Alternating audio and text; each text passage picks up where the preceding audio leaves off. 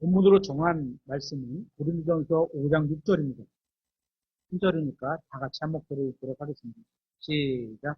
너희가 자랑하는 것이 좋지 아니하도다. 적은 누룩이 온 덩어리를 뜨게 함을 너희가 알지 못하느냐? 오늘은 이 본문을 설교하려는 건 아니고요. 본문에 나오는 적은 누룩이 온 덩어리를 뜨게 함을 너희가 알지 못하느냐? 이런 내용으로 말씀을 전하려고 합니다. 그리고 오늘은 다윗이라는 한 사람을 통해서 작은 죄를 주의하지 않으면 큰 죄까지 이르게 된다는 경고의 말씀을 전하려고 합니다. 성경에서 다윗은 정말 가장 훌륭한 위인들 중에 한 사람이기도 하지만 또 반대로 가장 비열하고 흉악한 죄를 지은 인물이기도 합니다. 사무엘기하 11장에서는 다윗이 한 여인을 두고 벌인 안목의 정욕이라는 죄를 짓는 이야기가 시작됩니다. 내용 아시죠? 그 여인은 밧세바입니다. 그렇죠? 여러분은 다윗의 이 밧세바 사건 이야기를 읽으면서 적어도 나는 간음이나 살인이나 그런 굉장히 큰 죄는 짓지 않을 거야 라고 생각을 하실 겁니다. 그렇죠? 이제 사무엘기하 11장을 한번 찾아서 본문으로 보도록 하겠습니다. 사무엘기하 11장입니다.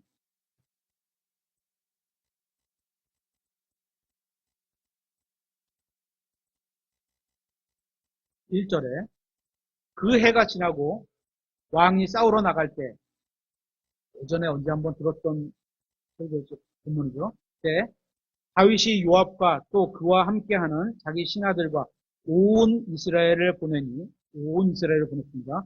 그들이 암몬 자손을 멸하고 랍바를 에워쌌으나 다윗은 예루살렘에 여전히 머물러 있더라. 1절에 왕들이 싸우러 나갈 때에 대한 자세한 이야기는 지난해 2월 19일 다윗의 패배가 주는 교훈이란 주일 설교를 다시 들어보시면 되고요. 이 1절 말씀을 읽을 때 여러분은 이렇게 생각하시지 않을까 생각합니다. 나는 다윗처럼 이렇게 큰 죄를 짓지는 않아. 어떻게 이런 죄를 지을 수 있지? 라고 생각하실 겁니다. 다시 말하면 나는 다윗처럼 이렇게 작은 죄도 짓지 않을 거야. 이렇게 생각하는 사람은 별로 없다는 겁니다. 그렇다면 다윗이 처음부터 큰 죄를 지었을까요? 그건 아닙니다. 우리가 다윗이 지은 큰 죄에 대해서는 경계심을 갖고 살지만 작은 죄에 대해서는 경계심을 갖고 살지 않는 것 같습니다. 성경이 저와 여러분에게 경고하고 있는 말씀은 먼 길을 가는 데 있어서 먼저 어떤 작은 걸음 하나에서 시작된다는 것을 말씀하고 있습니다. 그 작은 걸음이 좋은 것이든 나쁜 것이든 간에 간음이나 살인처럼 큰 죄는 아닐지라도 어떤 작은 죄 하나가 결국 가지 말아야 할 큰 죄에게로 끌려가게 만든다는 겁니다. 마치 큰 불이 작은 불씨에서 시작하는 것처럼 모든 문제도 작은 문제에서부터 시작합니다. 그러니까 가정에서의 아주 작은 다툼 하나로 불화가 생기면 가족이라는 울타리가 무너지기도 한다는 겁니다. 그것이 술 한 잔이 될 수도 있고 또 배우자에게 상처를 주는 말 한마디일 수도 있는 겁니다. 우리는 큰 죄만 짓지 않으면 된다고 생각하지만 성경은 큰 죄를 짓지 않으려면 작은 죄부터 피해야 한다고 말씀하고 있습니다. 사무엘기하 11장 1절을 보시면 다윗은 왕입니다.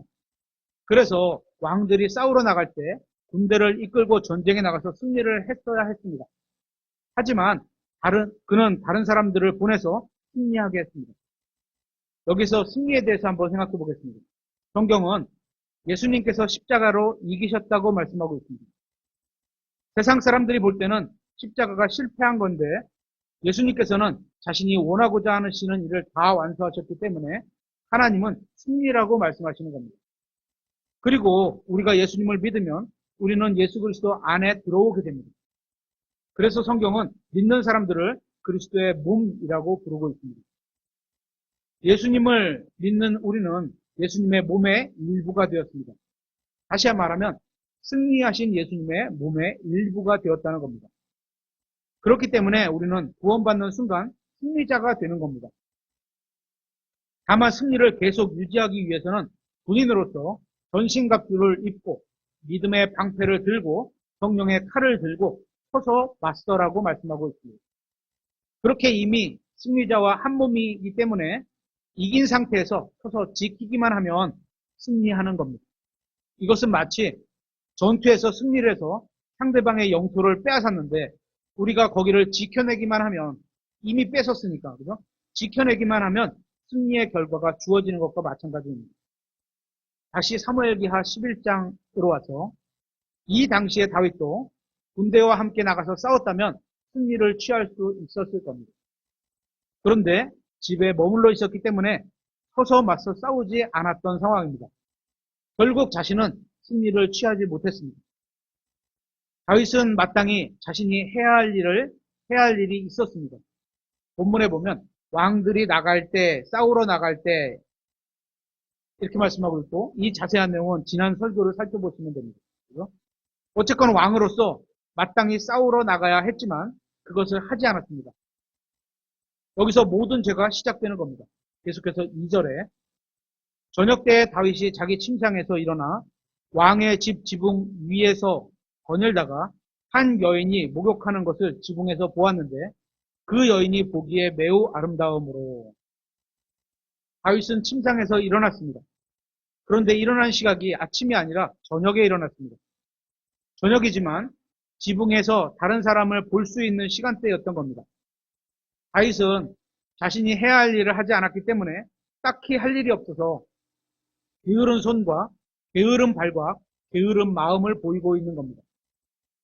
그런데 예수님께서 제자들을 부르실 때 보면 그 부름받은 사람들은 자기에게 주어진 일들을 다 바쁘게 열심히 일하다가 부름을 받았던 걸 보게 됩니다.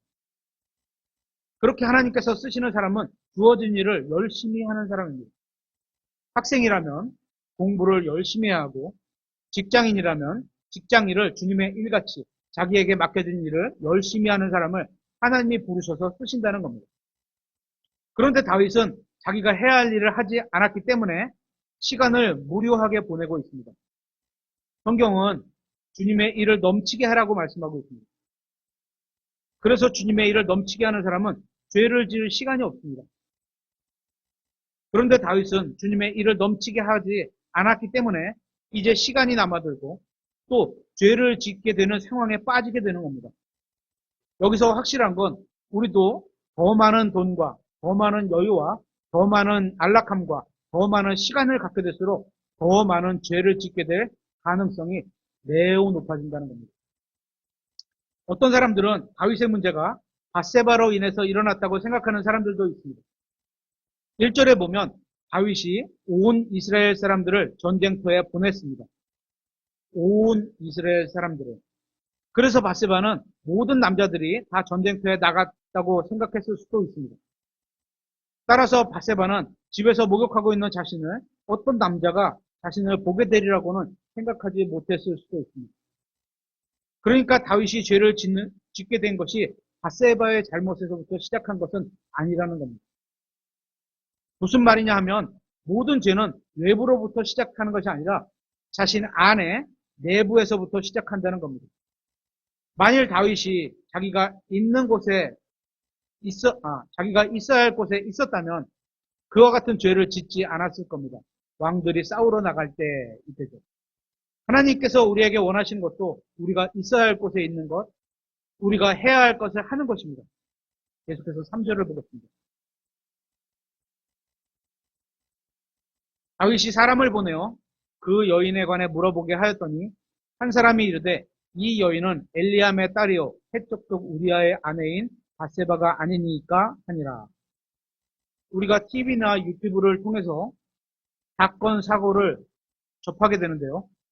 이런 범죄 소식들을 들으면서 불평하는 사람들이 있습니다. 이런 게 일어나. 어쩌면 저럴 수 있을까? 그런데도 어떻게 하면 이런 나쁜 소식이 감소시킬 수 있는지를 찾아보는 사람은 거의 없는 것 같습니다. 교회인 우리가 하나님의 말씀을 가지고 죄를 책망하고 경고하는 설교를 듣기만 하고 행하지 않는다면 저희 교회에서도 많이 하죠. 그렇죠?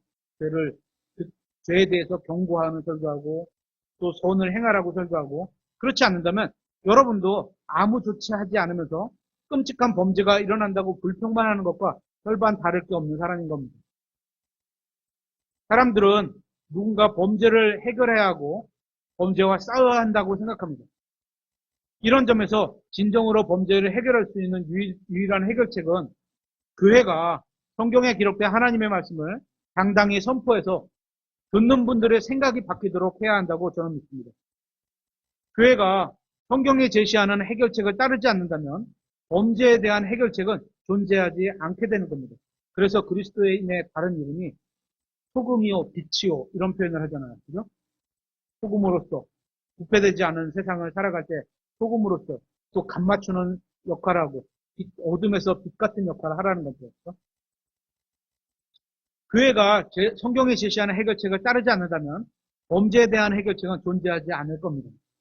오직 성경만이 죄에 대해 강하게 경고하고 있고 왜 죄를 지어서는 안 되는지 그 이유까지 설명하고 있는 정답서이기 때문입니다.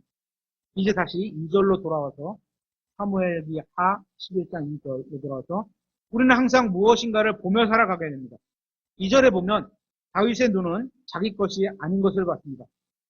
그러니까 뭐가 문제였냐 하면 다윗은 자기가 마땅히 전쟁터에 나갔어야 했는데 나가지 않은 것이 다윗의 첫째 문제였고 그래서 심심하고 할 게 없어서 무엇인가를 찾아본 겁니다. 지금으로 말하자면 유튜브나 인터넷을 검색해서 동영상을 본 것과 마찬가지입니다.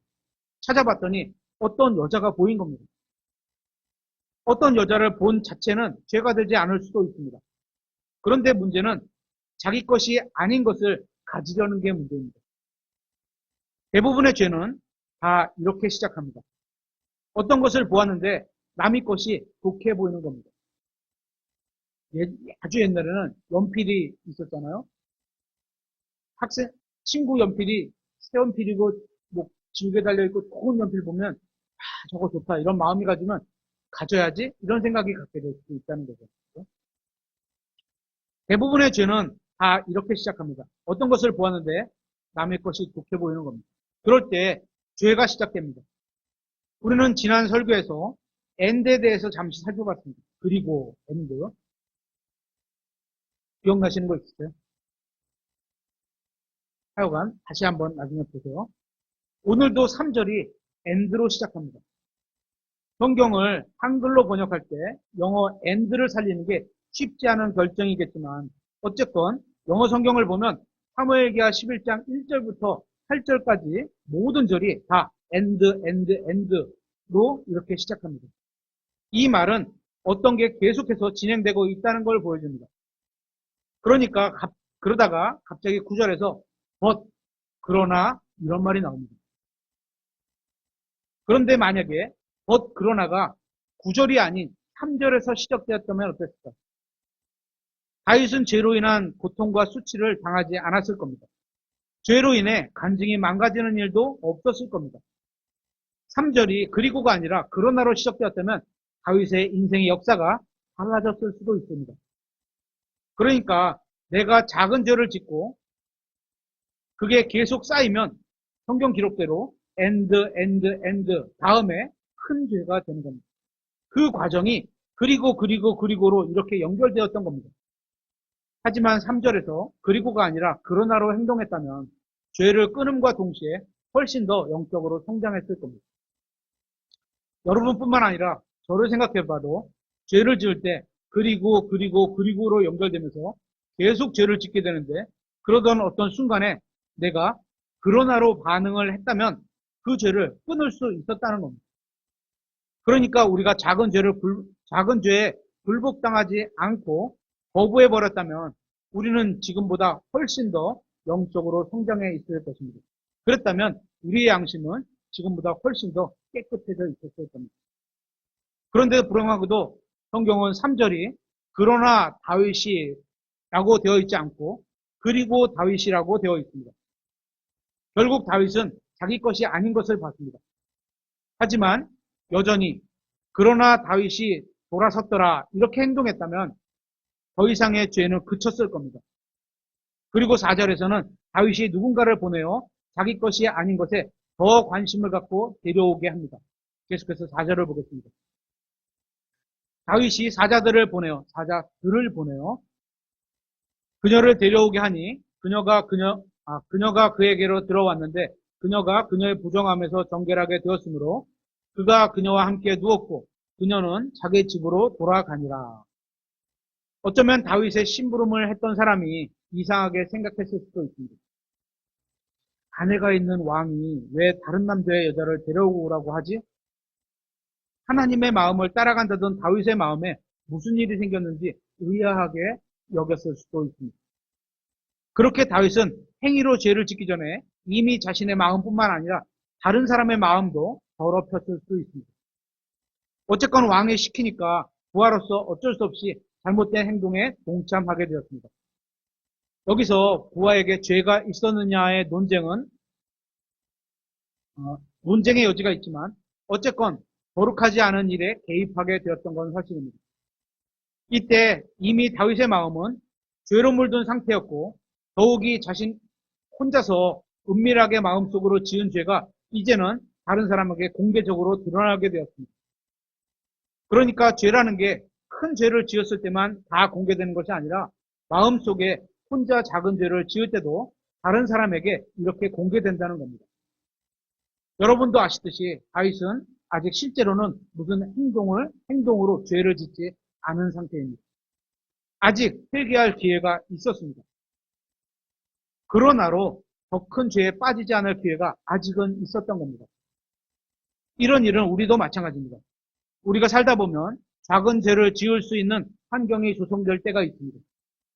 그리고 내가 작은 죄를 실제로 짓게 되는 경우도 있을 수 있습니다. 하지만 성경은 우리에게 어떤 시험이 닥칠 때마다 시험과 함께 피할 길을 주신다고 말씀하고 있습니다. 확인해 보겠습니다. 고린도전서 10장 13절 갔다가 올 겁니다.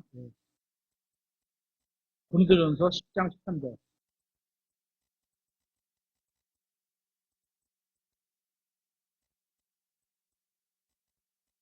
사람에게 공통적으로 있는 시험 외에는 나만 왜 이런 시험을 주십니까? 이거 합당하지 않은 말이죠. 이 말에 보면 공통적으로 있는 시험이니까. 외에는 너희가 어떤 시험도 당하지 아니하였나니 하나님께서는 신실하사 너희가 감당할 수 있는 것 이상으로 시험 당하는 것을 너희에게 허락하지 아니하시고 하나님 저는 도저히 이걸 감당할 수 없습니다. 이건 하나님을 믿지 않는 거죠. 그죠? 여기 이 말씀을 보면. 하지만 그래도 하나님은 또 이해를 하시죠. 그 시험과 함께 또한 피할 길을 내사. 그래? 그러면 내가 피할 길을 내줄게. 라고까지 하셨어요.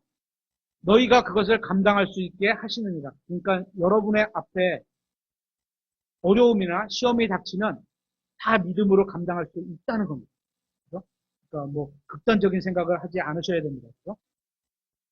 그러니까 시험이 닥칠 때 즉시 피할 수 있다는 겁니다. 지금 다윗이 바로 그때입니다. 더 큰 죄를 피할 수 있었습니다. 다윗이 실제로 행동하지는 않았지만 마음속으로는 이미 죄를 지었습니다. 그런데 다윗이 여기서 잠깐 스탑하고 하나님께 회개 기도를 했다면 모든 게 달라졌을 겁니다. 하지만 4절에서도 그러나가 아니라 그리고로 연결되어 있습니다. 계속해서 죄에서 죄로 더 나아가고 있다는 겁니다. 그리고 3절에서는 어떤 한 사람을 보냈는데 이제 4절에서는 다시 사자들을 보냅니다. 더 많은 사람들을 보냈습니다. 그래서 그 여자를 데려오게 합니다. 자신이 죄를 짓는데 더 많은 사람들을 계속해서 끌어들이고 있습니다. 다윗은 이미 다른 사람의 아내라는 사실을 알면서도 사자들을 보내서 그녀를 데려오게 합니다. 그러니까 다윗의 죄로 인해 다윗 한 사람만 죄와 연관된 것이 아니라 바세바와 그녀를 데려온 사람들까지 여러 명을 자신의 죄에 연루시키고 있는 겁니다. 지금 제가 무슨 말을 하고 있는지 아시겠어요? 우리는 죄에게 나 자신을 한번 내어주면 그 일이 그것으로 그냥 끝난다고 생각합니다. 그런데 그렇게 이미 지은 죄는 아무도 모른다고 생각합니다. 그렇죠. 내가 지은 죄 나만 알고 있는 거야. 이렇게 생각하죠. 하나님과 나만 알 거야. 그런데 안 그렇다는 거죠.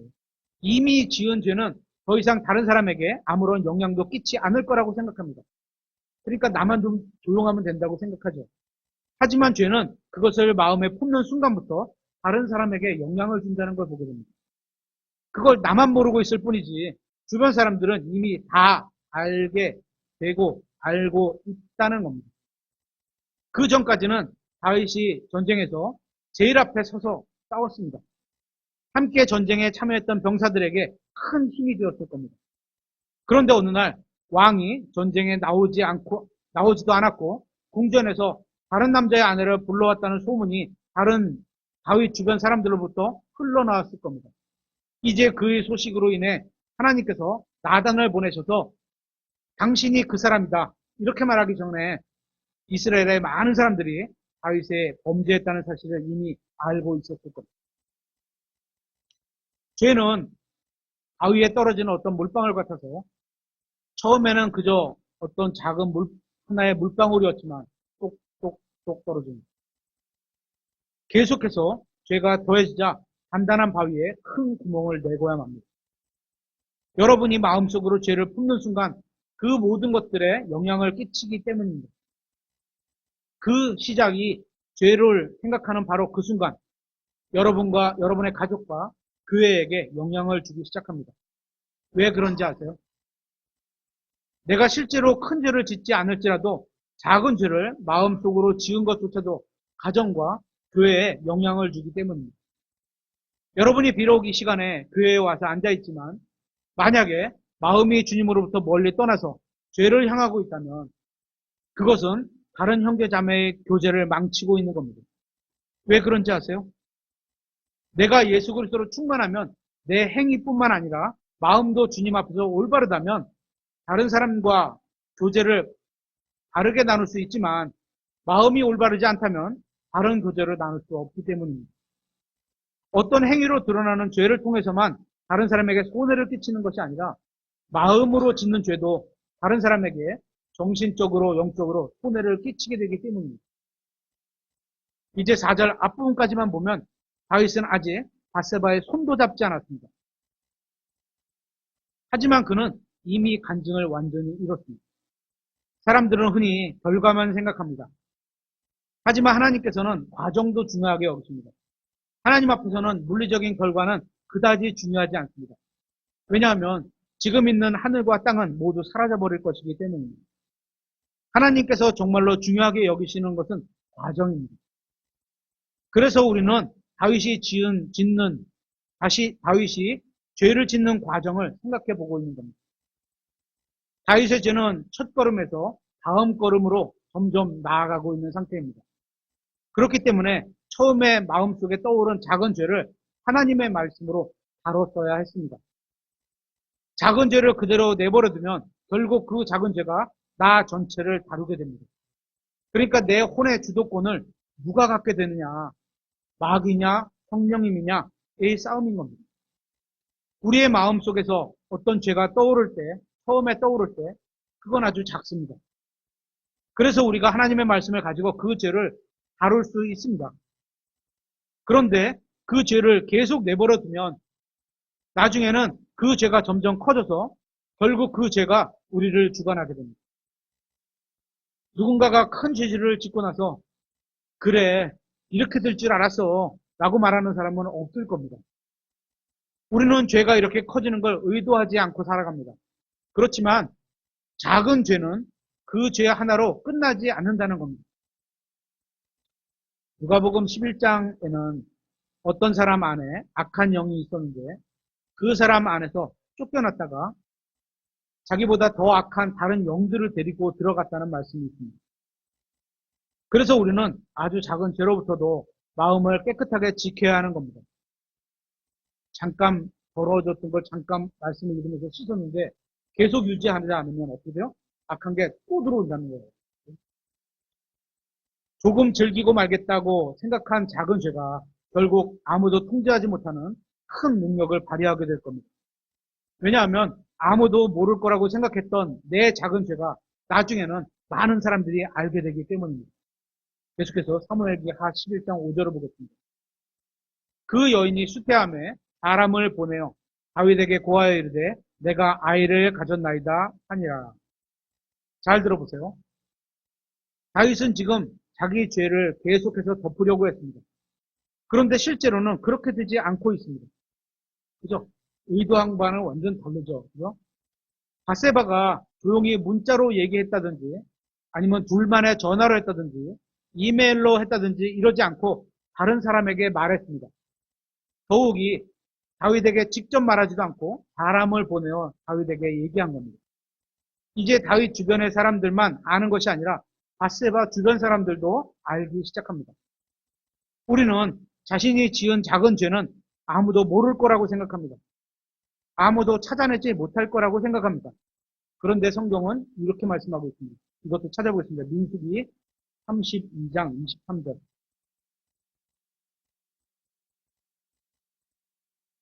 민수기 32장 23절.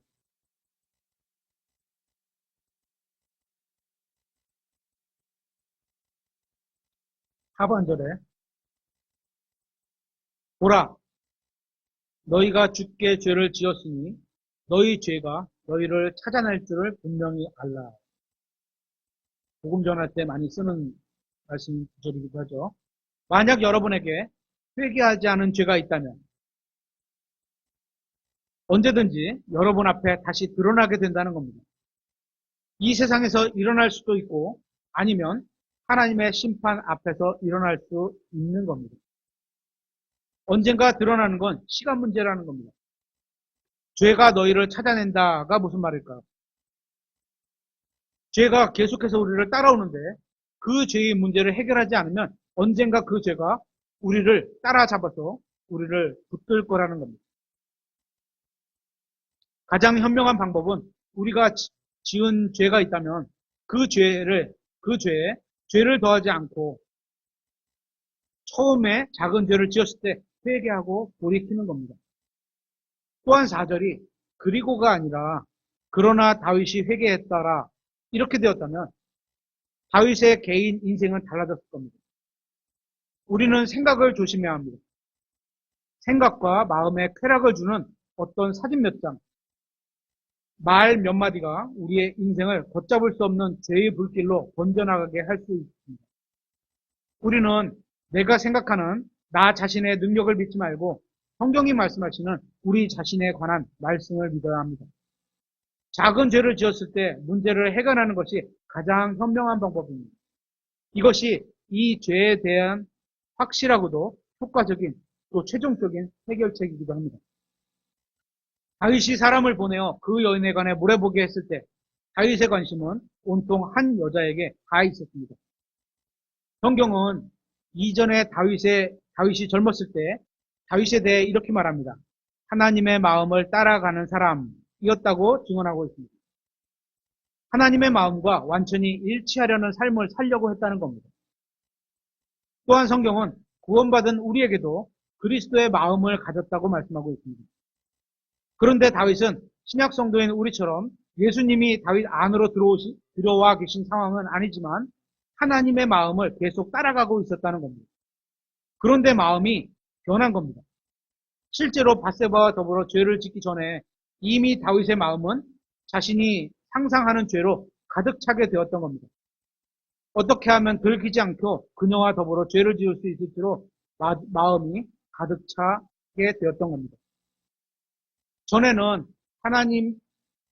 하나님으로 마음이 가득 차 있었는데 이제는 어떻게 하면 죄를 지을지 자기 상상을 현실로 만들지 이것으로 가득 차게 되었던 겁니다. 저는 오늘 아침 여러분이 교회에 오셔서 굉장히 기쁩니다. 다른 곳에 가지 않고 이곳에 와서 하나님의 말씀을 듣고 예배를 드리는 게 정말 잘하신 거라고 생각합니다. 일요일에 교회에 안 오면 큰일 난다, 사고가 난다 이런 얘기를 아닙니다. 특별한 사정이 있으면 교회에 못 올 수도 있겠죠. 그런데 다른 데 가지 않고 교회에 와서 하나님께 예배를 드리는 것은 정말 감사하다고 생각합니다. 그런데 그것보다 훨씬 더 본질적이고 중요한 문제가 무엇인지 아세요? 몸이 교회에 와서 예배를 드리는 것 잘하는 일이지만 이것보다 더 중요한 본질적인 문제는 여러분의 마음이 하나님 앞에서 어떠신가? 이게 가장 중요한 문제입니다. 여러분의 마음이 무엇을 따라가고 있는가? 무엇을 추구하고 있는가? 무엇으로 가득 차 있는가? 무엇을 원하고 있는가? 이게 가장 중요한 겁니다. 여러분의 마음은 무엇을 따라가고 있으신가요? 여러분은 지금 무슨 생각을 하고 계신가요? 무슨 계획을 가지고 계신가요? 무엇을 원하시나요?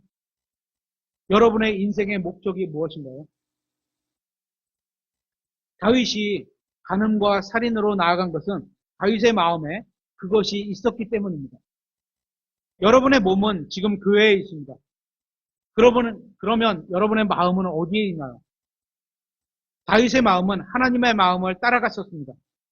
과거에 그는 골리앗 장수를 죽이고 승리를 이끌었는데 그의 마음이 온전히 하나님을 갔었기 때문입니다.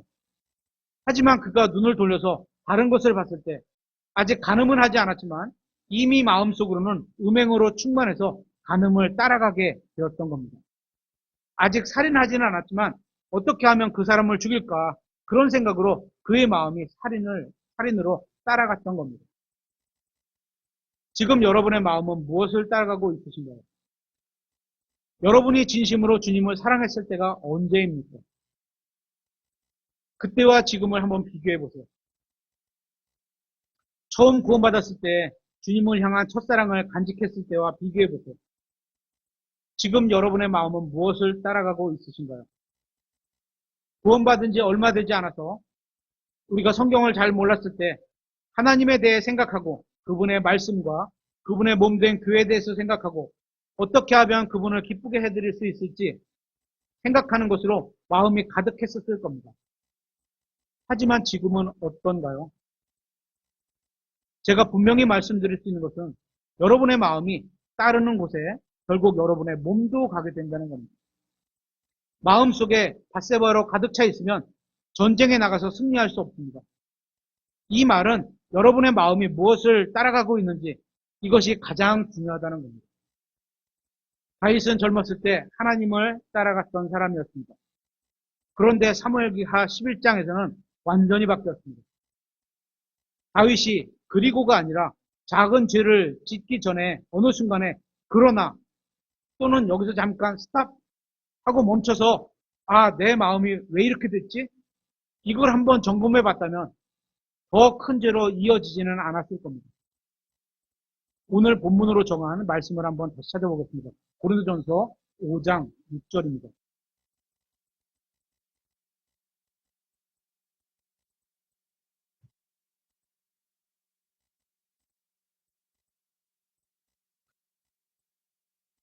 고린도전서 5장 6절. 너희가 자랑하는 것이 좋지 아니하도다. 적은 누룩이 온 덩어리를 뜨게 함을 너희가 알지 못하느냐? 저는 여러분이 어떤 마음을 갖고 살아가는지 잘 모릅니다. 여러분이 언제 어떻게 구원받았는지 잘 모르지만 처음 구원받았을 때, 다시 말하면 처음에 예수님을 만났을 때 주님을 따라갔던 마음이 있었을 겁니다. 주님을 생각하고 사랑하던 그 마음이 있었을 겁니다. 그때의 마음과 지금의 마음을 비교해 보시라는 겁니다. 두 마음이 일치한다면 그건 정말 복된 인생을 살아오고 있으신 겁니다. 그런데 만약에 일치하지 않는다면 문제가 있는 겁니다. 물론 여러분은 다윗과 같은 죄를 짓지는 않을 수 있겠지만 마음은 다윗보다도 훨씬 더 부패한 상대일 수도 있습니다. 다윗의 문제는 하나님의 마음이 아닌 남의 여자를 생각에 품은 죄를 지은 게 다윗의 문제였던 겁니다. 다윗의 마음속에는 하나님이 아닌 다른 무언가가 가장 높은 자리를 차지하고 있었습니다. 그래서 그는 스스로 죄에 팔려서 죄의 종이 되었던 겁니다. 여기 계신 분들 중에는 아무도 죄의 종이 되려고 하는 사람은 없을 겁니다. 살인자가 되려고 하거나 교회를 망치려는 사람이 되려는 사람도 아무도 없으실 겁니다. 하지만 지금의 어떤 작은 죄에서 즉시 돌이키지 않는다면 죄의 종이 되는 것은 시간 문제일 뿐입니다. 오늘 말씀을 마무리하겠습니다. 저는 오늘 다윗과 밧세바에 대해 설교했습니다. 사람마다 다 다른 밧세바를 가지고 있습니다. 또 마음속으로 품고 있습니다. 여러분의 밧세바는 무엇입니까? 품고 있는 밧세바가 저마다 다를지는 모르지만 분명한 사실은 마음속에 품고 있는 그 작은 죄가 인생에서는 엄청난 큰 죄의 결과가 따르게 된다는 겁니다. 온전히 하나님께 영광을 돌리는 인생이 될지, 아니면 나로 인해서 하나님의 이름이 모독당하게 되는 그런 인생이 될지, 마음속에 있는 작은 죄에 달려 있습니다. 여러분은 무엇을 선택하시겠습니까? 한 번 구원받은 사람은 영원히 구원받습니다. 무슨 짓을 해도 구원을 잃어버리진 않습니다. 다만 하나님의 이름을 사람들이 모독하게 하는 그런 빌미를 제공할 수 있습니다. 니네가 믿는 신이 그거구나. 그래, 우리의 행실로 그렇게 보여주는 거죠. 오늘날 구원받은 많은 사람들로 인해 하나님의 이름이 모독당하는 경우가 많이 있습니다. 세상 사람들은 바르고 의롭게 살지 않는 그리스도인들을 보면서 하나님을 욕할 겁니다. 예수님을 믿는다는 사람도 똑같네. 아니야, 더 심해, 더 지독해. 이렇게 욕할 겁니다. 하나님의 이름이 우리의 바르지 않은 작은 죄를 통해서 모독당하게 되는 겁니다. 이처럼 우리는 대부분 우리의 죄는 마음속에서부터 시작합니다.